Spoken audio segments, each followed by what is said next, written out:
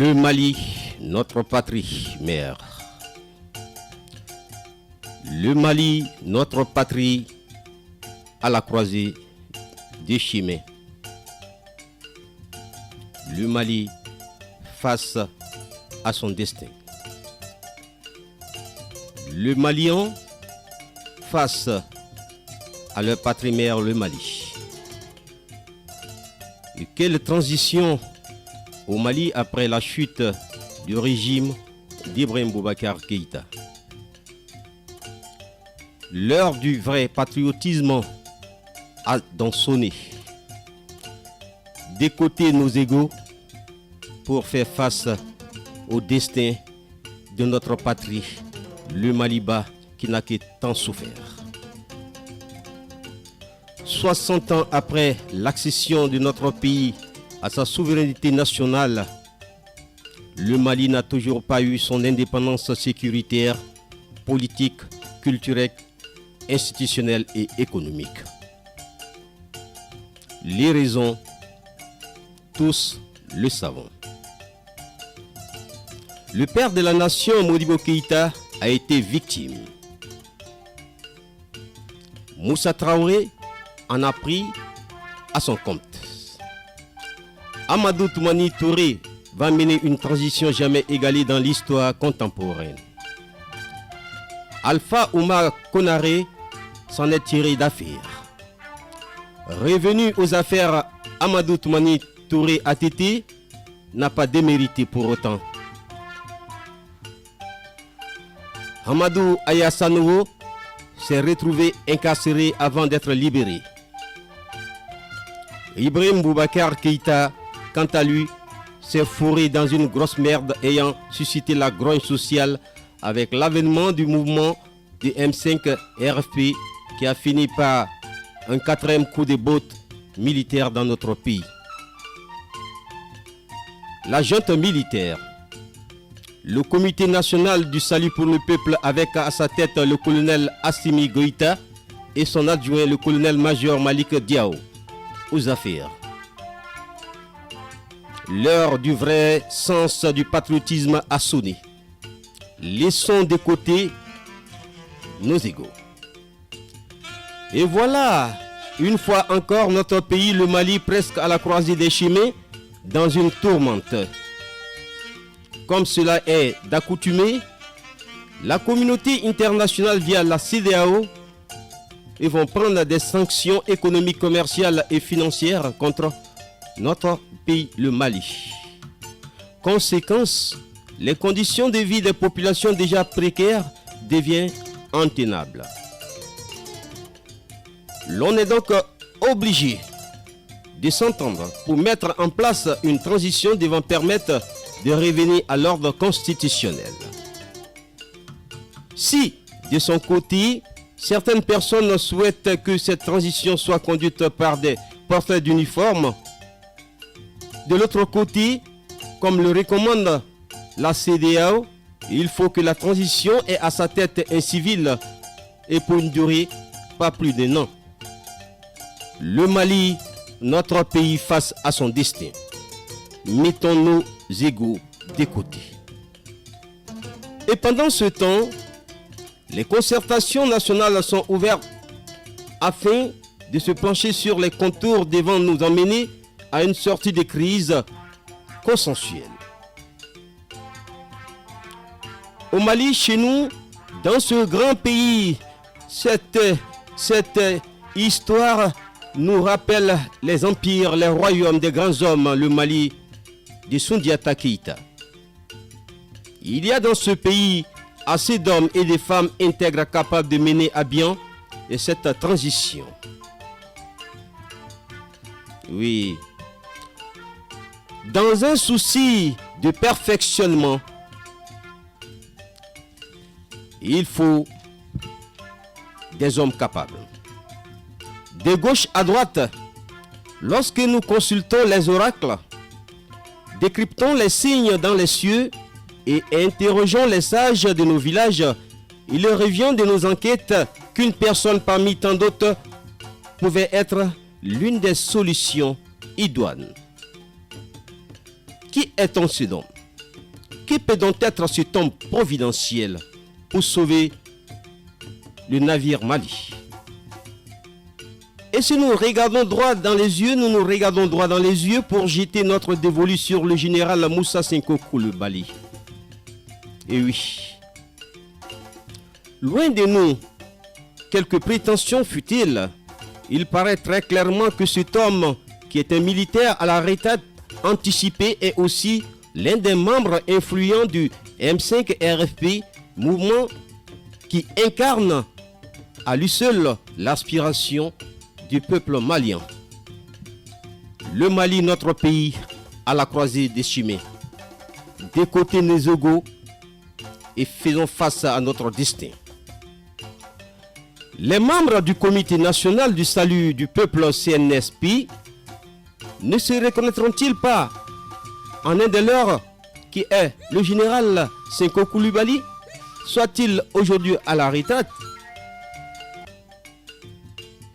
Le général Moussa Senko Coulibaly est celui qui, parmi tant d'autres, peut résoudre cette équation qui semble créer un bras de fer entre le Mali et la communauté internationale. Et que deviendront, me diront certains, le colonel Assimi Goïta et ses compagnons? À cette question, il va falloir que la nation tout entière leur offre un statut spécial qui leur accordera des avantages à approprier pour les protéger. Autrement dit, si nous ne prenons garde, le rêve qu'a suscité l'avènement du mouvement du 5 juin ayant conduit à la chute du régime d'Ibika, et cette ambition pourrait devenir un cauchemar. We must make attention. Le Mali ne saurait se passer des autres pays membres de la CEDEAO. Le Mali, pays pauvre et très enclavé, n'a pas besoin d'autres sanctions dont les conséquences se font déjà sentir dans nos vies de tous les jours. Le Mali, notre pays, à la croisée des chemins. Dans l'intérêt supérieur et pour l'intérêt supérieur de notre pays, ayons raison gardée et donnons à César ce qui est à César. Et au général Moussa Senko Coulibaly le bénéfice du doute et qu'il soit le mouton du sacrifice devant sauver notre cher pays, le Maliba. Qui est donc cet homme? Pour un bref rappel de mémoire, il faut noter que né à Bamako le 14 juillet 1972, le général Moussa Senko Coulibaly, cet officier instructeur, a eu comme pour parcours militaire d'abord élève du Prytanée militaire de Kati. De 1990 à 92, admis aux classes préparatoires de la Flèche en France, où il sort major de sa promotion. En 1995, il est diplômé à l'école spéciale militaire de Saint-Cyr en France. En 1996, le général Moussa Senko Coulibaly obtient un brevet de chef de section du génie militaire à l'école supérieure de l'application du génie ESAG d'Angers en France. Dès son retour au pays, le Maliba, le général Moussa Senko Coulibaly est nommé d'octobre 1996 à septembre 1998 instructeur permanent à l'école militaire interarmée EMIA de Koulikoro. De 2000 à 2001, il est nommé commandant de la compagnie de la 261e compagnie et de support. Dans un souci de perfectionnement, le général Moussa Senko Coulibaly va suivre successivement des formations de planification opérationnelle KAIPTC en 2006 à Accra au Ghana et ensuite de 2009 à 2010 à Yaoundé au Cameroun, une formation au collège interarmé de défense. En la faveur du coup d'État du 21 mars 2012, il fut tout d'abord le directeur du cabinet du président du Comité national pour le redressement de la démocratie et de la restauration de l'État, CNRDRE. Il est ensuite nommé ministre de l'administration territoriale de la décentralisation l'aménagement du territoire, poste qu'il va occuper jusqu'en décembre 2014. En sa qualité de ministre de l'administration territoriale, de la décentralisation et de l'aménagement du territoire, le général Moussa Sinko Coulibaly avait en charge d'organiser l'élection présidentielle malienne de 2013. Il faut souligner qu'il avait aussi joué un rôle de premier plan lors de la signature des accords de Ouagadougou. Avant d'être promu général, le colonel qu'il était, Moussa Sinko Coulibaly, fut nommé en 2010 directeur de l'instruction de l'école de maintien de la paix MP. Et c'est le 14 août 2013 qu'il est nommé général de brigade par le président de la transition Dioncounda Traoré. Mais pas reconduit dans le gouvernement de l'ex-premier ministre Moussa Mara, le général Moussa Sinko va le 12 avril 2014 retourner à la direction de l'école de maintien d'épée. Le 3 décembre 2017, Moussa Sinko Coulibaly, le général, va rendre sa démission de l'armée afin de mener pleinement une carrière d'homme politique. En 2018, il accuse le gouvernement d'Ibrahim Boubacar Keïta d'avoir trop misé sur les milices au lieu de réformer l'armée malienne. Il va également successivement dénoncer la corruption, la gabegie au sein de l'hierarchie militaire.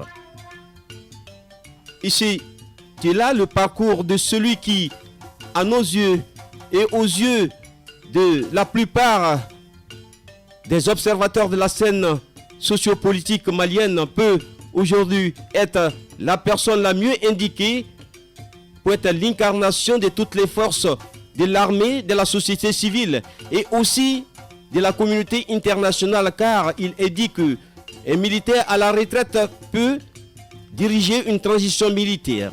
Ceci étant, pour l'amour de notre peuple, de notre nation, mettons de côté nos égos et donnons à César ce qui est à César.